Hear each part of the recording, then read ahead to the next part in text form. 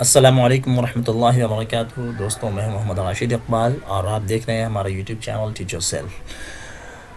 اردو ادب سے متعلق جو ویڈیوز کا سلسلہ ہم نے شروع کیا تھا، یہ اس کا تیسرا ویڈیو ہے، اور ہم اس میں غزل کے موضوعات کو ڈسکس کر رہے ہیں۔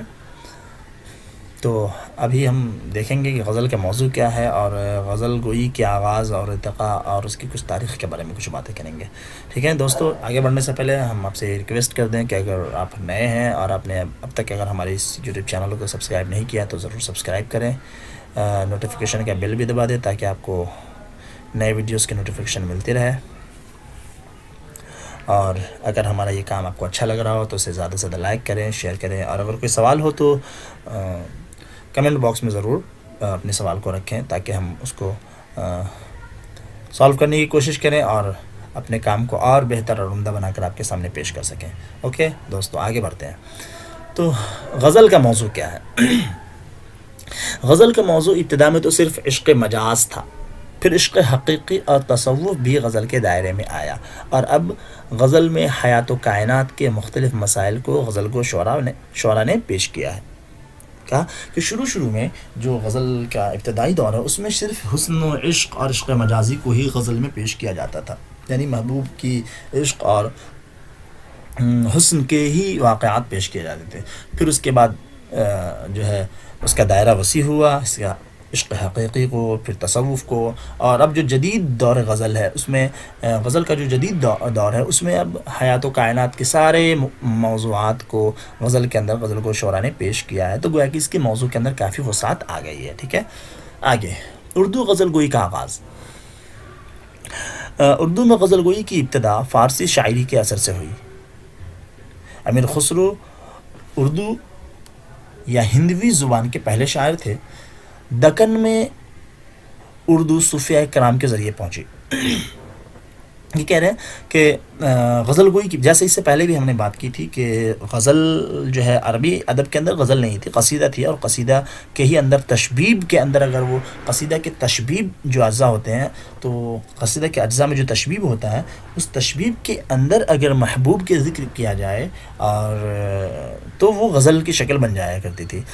غزل الگ سے کوئی صنف عربی ادب میں نہیں تھی، لیکن جب وہ قصیدہ عربی ادب سے فارسی میں پہنچی تو فارسی شعراء نے غزل کو قصیدے سے الگ کیا، اور پھر وہ فارسی ادب سے یہ غزل گوئی جو ہے یہ اردو ادب میں آئی ہے۔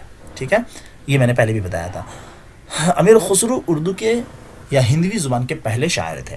ٹھیک ہے، دکن میں اردو صوفیاء کرام کے ذریعے پہنچی۔ اب آگے کچھ اس کے پوائنٹس ہم لیتے ہیں۔ یہ نمبر 1، تیموری حملوں کے بعد دہلی سے بہت سے لوگ ترک وطن کر کے گجرات آ گئے اور اپنی زبان بھی ساتھ لائے، تو گجرات میں پہنچ کر یہ زبان گجری کہلائی۔ گجری کے شاعروں نے ہندی بحروں اور راگ رانیوں میں شاعری کی۔ سب سے پہلے خوب محمد چشتی نے فارسی عروض کو گجری میں باضابطہ روشناس کیا۔ ٹھیک ہے، یہ پہلا پوائنٹ ہے کہ دکن میں اردو صوفیاء کرام کے ذریعے پہنچی، اور تیمور کے جب حملے ہوئے اس کے بعد بہت سارے لوگ گجرات پہنچے ترک وطن کر کے، تو گجرات جو لوگ پہنچے تو یہ زبان جب یہاں سے گجرات پہنچی تو گجری کہلائی۔ اور گجری کے ایک شاعر ہیں خوب محمد چشتی، انہوں نے سب سے پہلے کیا کیا، فارسی عروض کو گجری زبان میں، چونکہ پہلے فارسی کا چلن تھا تو فارسی عروض کو گجری زبان میں باضابطہ روشناس کروایا اور فارسی عروض کو گجری زبان میں پیش کیا۔ آگے گجرات کے زوال کے بعد بہمنی سلطنت میں دکنی کو فروغ ہوا۔ جب گجرات کا زوال ہوا تو اس کے بعد بہمنی سلطنت ابھر کر آئی، تو بہمنی سلطنت کے اندر دکنی زبان کو فروغ ہوا۔ بہمنی دور میں فخر الدین نظامی کی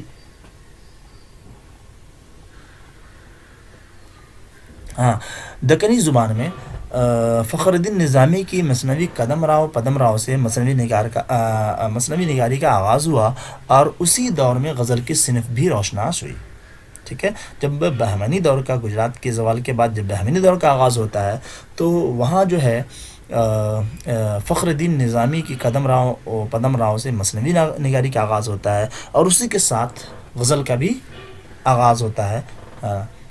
ٹھیک ہے، فیروز شاہ بہمنی، فیروزی، مشتاق اور لطفی، یہ تینوں دکنی کے پہلے غزل گو شعرا ہیں.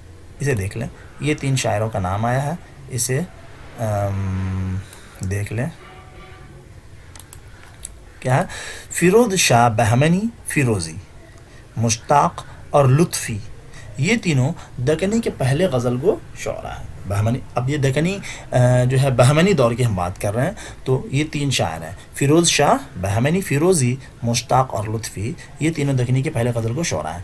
بہمنی سلطنت کے بعد, جب بہمنی سلطنت کا زوال ہوا, اس کے بعد قطب شاہی اور عادل شاہی دور میں مثنوی کے ساتھ ساتھ غزل کی بھی نشو و نما ہوتی رہی.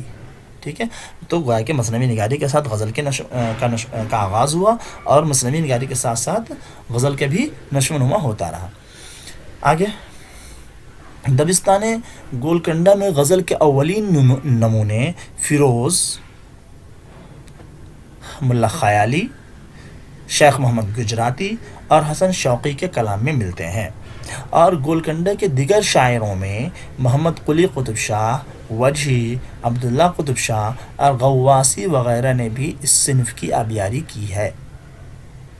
اب یہ دیکھ لیں کہ یہاں پہ جو نام ہے, اصل یہ شعراء کے جو نام ہے یہ بھی, اور ان کے دبستان کا نام یاد رکھنا ضروری ہوتا ہے, چونکہ UGC وغیرہ کے اندر جو سوالات آتے ہیں وہ بہت گھما کر کے بھی پوچھ سکتے ہیں. فار ایگزامپل, مثال کے طور پہ یہ آپ کو ملا خیالی یا شیخ محمد گجراتی کے بارے میں پوچھیں گے کہ یہ کس دبستان سے تعلق رکھتے ہیں, تو یہ ساری چیزیں دھیان رکھنی ضروری ہے. جیسے اب یہاں پہ دیکھ لیں, فیروز خیالی, شیخ محمد گجراتی اور شوقی, یہ 4 شاعروں کے نام ہیں جو میں نے لیے ہیں. یہ آپ کو دبستان گولکنڈہ سے تعلق رکھتے ہیں, فیروز خیالی, شیخ محمد گجراتی اور حسن شوقی.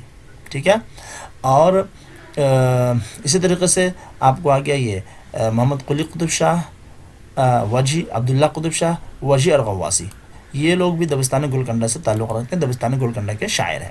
ٹھیک ہے, یہ دبستان گولکنڈہ جو ہے قطب شاہی دور کا ہے. ٹھیک ہے, اور بیجاپور میں عادل شاہی, یہ بھی دھیان رکھنے کی ضرورت ہے کہ قطب شاہی جو دور ہے وہ دبستان گولکنڈہ سے متعلق ہے, اس لیے کہ ان کی حکومت گولکنڈہ میں تھی, اور عادل شاہی جو ہے یہ بیجاپور میں تھی, تو عادل شاہی حکومت بیجاپور میں تھی, اس لیے بیجاپور کے شعراء کی الگ ہی ہے.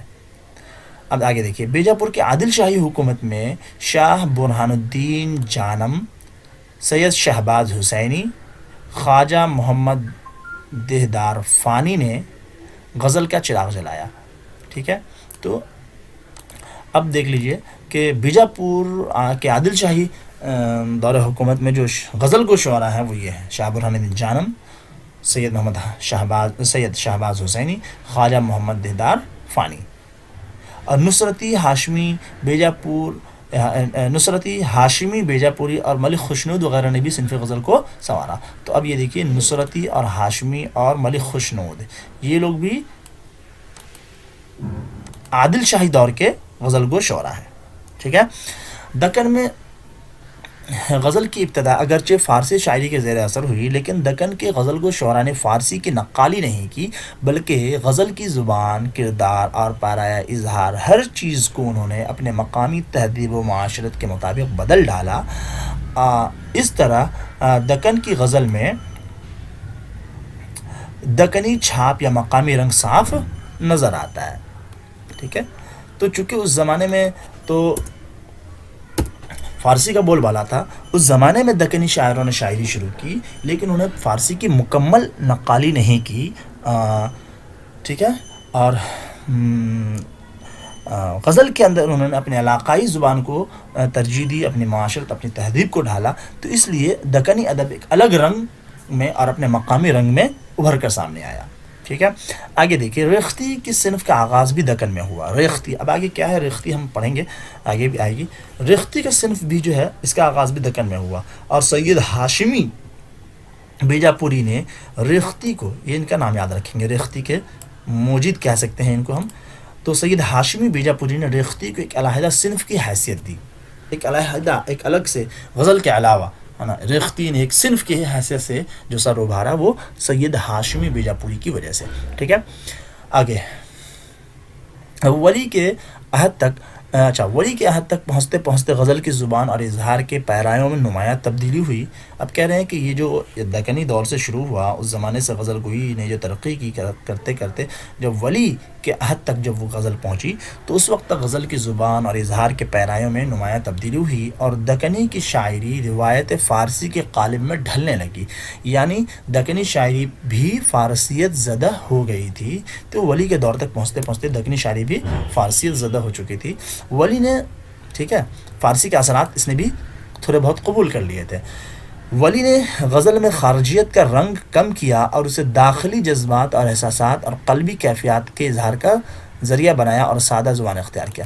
ولی کے دور میں جب وہ غزل فارسی زدہ ہو چکی تھی تو ظاہر سی بات ہے کہ اس کے اندر تصنع اور بناوٹی اور ثناء و بدائع کا بہت زیادہ استعمال ہوا کرتا تھا فارسی شاعری کے اندر۔ تو ولی نے کیا کیا، غزل کے اندر جو خارجیت کا رنگ تھا، وہی تصنع اور ثناء و بدائع وغیرہ کا، ان چیزوں کو کم کر کے داخلی جذبات اور احساسات کو اور قلبی احساسات کو اور کیفیات کو بیان کرنا شروع کیا۔ یہ ان کی خوبی ہے، ٹھیک ہے۔ تو یہ ہوا دوست، ٹھیک ہے۔ آگے دیکھتے ہیں شمالی ہند میں، یہ تو ہم دکن کی بات کر رہے تھے، اب آگے دیکھیں شمالی ہند میں کیا ہوا۔ شمالی ہند میں غزل گوئی کا رواج، ولی کے اثر سے دہلی میں اردو شاعری کا چرچا ہوا۔ اب ظاہر سی بات ہے کہ ولی سے پہلے جو شاعری تھی وہ فارسی کی شاعری تھی اور فارسی میں لوگ شاعری کرتے تھے۔